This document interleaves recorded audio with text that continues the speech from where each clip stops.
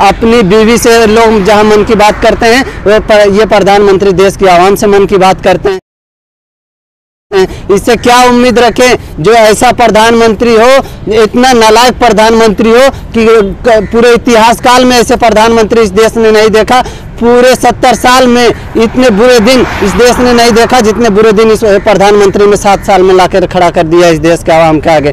आज देश की आवाम की हालत इतनी गंदी हो चुकी है कि वो घर जाने के लिए तरस रहे हैं। घर तो छोड़िए, अस्पताल के लिए तरस रहे हैं। अस्पताल तो छोड़िए, बेड के लिए तरस रहे हैं। बेड तो छोड़िए, ऑक्सीजन के लिए तरस रहे हैं। आज ऑक्सीजन सड़कों पर लगा कर बंदे सो रहे हैं। ये हालत है इस देश की।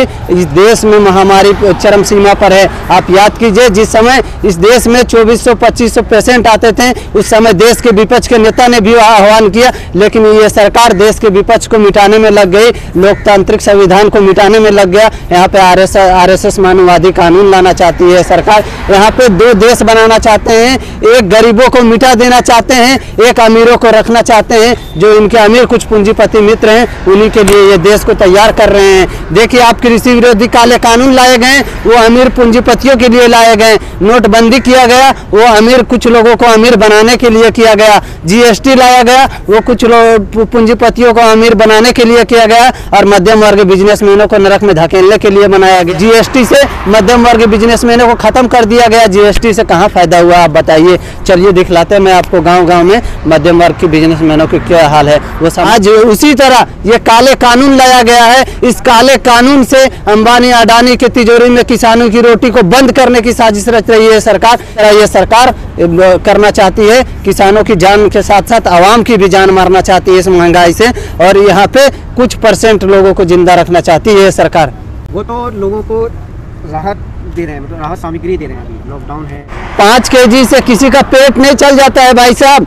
5 केजी अगर कोई पेट चलाने के लिए अभी के डेट में जिंदा है क्या? आपका 2 बाल बच्चा होगा, मेरा 2 बाल बच्चा होगा, और भी किसी का 2 बाल बच्चा है। आने वाले भविष्य में उसको शादी ब्याह भी करनी, उसकी लाइफ की तरक्की भी करवानी, कैसे करवाएगा बताइए? आने वाले दिनों में इस देश के आवाम के, इस देश के अंतिम व्यक्ति का भविष्य को नरक में धकेल रहे हैं। वो चाह रहे हैं कि इनके हाथ में पैसा नहीं है तो ये अच्छी शिक्षा प्राप्त नहीं करेगा। अगर अच्छी शिक्षा प्राप्त नहीं करेगा तो स्वाभाविक से बात है कि हमसे सवाल नहीं खड़े होंगे। और आज देश की आवाम की स्कूल के देखिए, आज देश की आवाम की अस्पताल सुरक्षा की देखिए, आज देश की आवाम के बच्चे के कॉलेज को देखिए। आज सारे देश के आवाम के बच्चे के कॉलेज बंद हो चुके हैं। आज अंबानी अडानी के बच्चे के लिए प्राइवेट ट्यूशन खुला हुआ है। आज अंबानी अडानी के बच्चे के लिए त्यौहार है और अमीरों के लिए ही कार्य करते आ रही है मोदी सरकार। 2014 से लगातार अमीर के लिए कार्य किए, चाहे वो कोई भी काम हो, ये अमीर के लिए ही करते आ रही है। गरीब को मिटाना चाहती है सरकार, गरीब को जीने नहीं देना चाहती है इस देश में। देश की आवाम को समझना चाहिए। आज आपके माध्यम से और आपके दरिया दिली को मैं सलाम करता हूं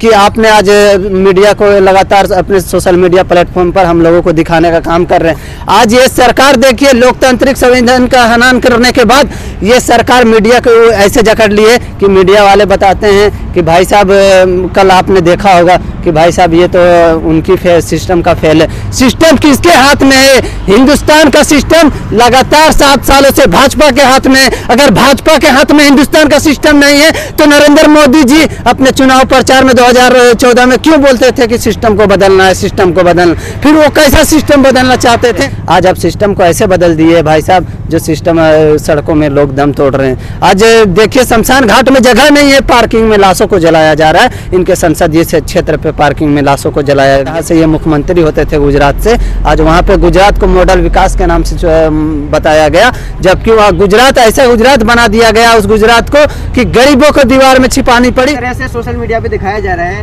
सरकार का कहना है कि कुछ लोग अफवाह फैला रहे हैं, प्रोपेगेंडा चला रहे हैं, जो कि सोशल मीडिया पे गलत खबरें चला रहे हैं। सोशल मीडिया गलत चल रही है और गोदी मीडिया सही चल रही है। गोदी मीडिया सिस्टम को गलत बताती है, वो सही चल रही है। वर्ल्ड का पहला देश है हिंदुस्तान जहाँ पे सबसे ज़्यादा ऑक्सीजन को बनाया जाता है। ऑक्सीजन के जगह जगह पे प्लांट है, लेकिन इस देश के आवाम को नहीं मिल रहा है। बताइए कितनी बुरी दिन है।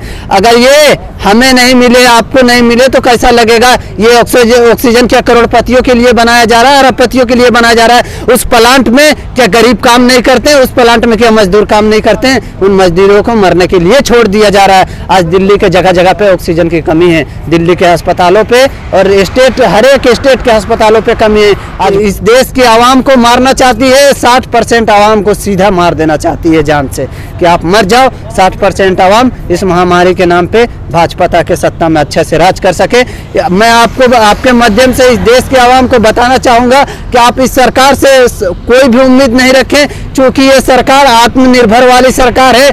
आपसे तो चंदा लेगी, लेकिन उस चंदे से, उस पीएम केयर फंड से देश की आवाम की रक्षा नहीं की जाएगी, कुछ पूंजीपतियों की रक्षा की जाएगी, एमएलए खरीदे जाएंगे। निर्भर रहिए और इस तरह आत्मनिर्भर रहिए कि सरकार को आने वाले जिस जगह पे भी इलेक्शन हो, अपने वोट से जवाब दीजिए कि हम कैसा आत्मनिर्भर हैं। हम ऐसा आत्मनिर्भर है जो भाजपा को नहीं चाहते हैं। अगर देश के प्रधानमंत्री नचनिया को वाई प्लस सिक्योरिटी देती है, 1.5 आंख वाले की दवा को बोल देती है वैक्सीन लगाओ। अरे भैया साहब, उसने अपनी आंख को नहीं सुधार पाया, वो दूसरे को क्या सही करेगा? आप बताइए, उनकी दवा पे आप भरोसा कर लेते हैं।